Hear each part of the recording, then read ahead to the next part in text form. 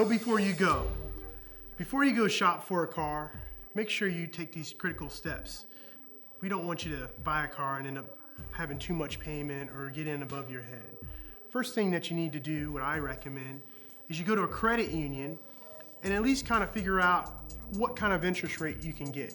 You know, it's important to get an idea of what you can afford as far as a rate, what you can qualify before you actually head to the dealership. If you have a trade, it's important that you research that trade ahead of time also. Of course, you never know exactly what the dealer's going to give you for your trade, but you should have some kind of idea.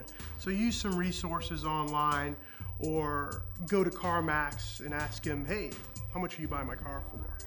These are critical steps that you want to take before you actually go to the dealership. Also, have an idea of the type of car you want to buy before you get there. It's helpful because that way you'll stay on track as far as where you want to be at as far as the car itself and the year and type and so on and so forth. Know before you go is important because a lot of times when you're in there with the dealer, you want to make sure you have this critical information ahead of time before you actually make a buying decision. Credit unions in many cases always have lower interest rates than if you went to a big bank or the car lot in general.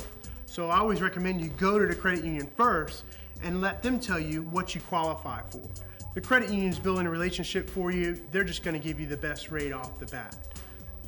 That way, when you go to the car dealership, you already know what you can qualify as far as pricing. So you don't have to get caught in that payment shopping that car dealers always make you do.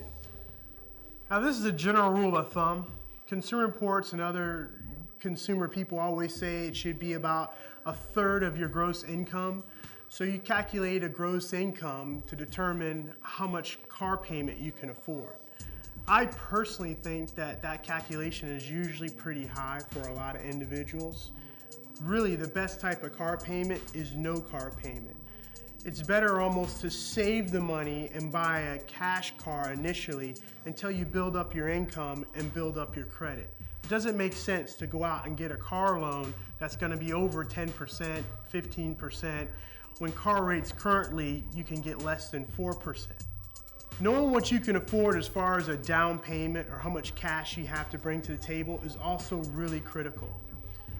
It's really important to try to buy the best car for you as far as the budget is concerned, not the fancy car with the nice wheels that's real new.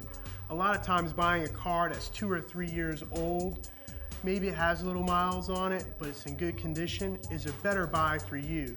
And of course, financing a car long term also doesn't help the situation.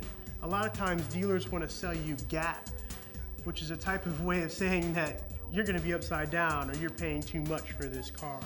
It's better to finance the car at a shorter period of time and maybe a car that's 2 or 3 years old, just so you can have as much equity built into the car, because usually the car you're going to lose on 80% of the time or more.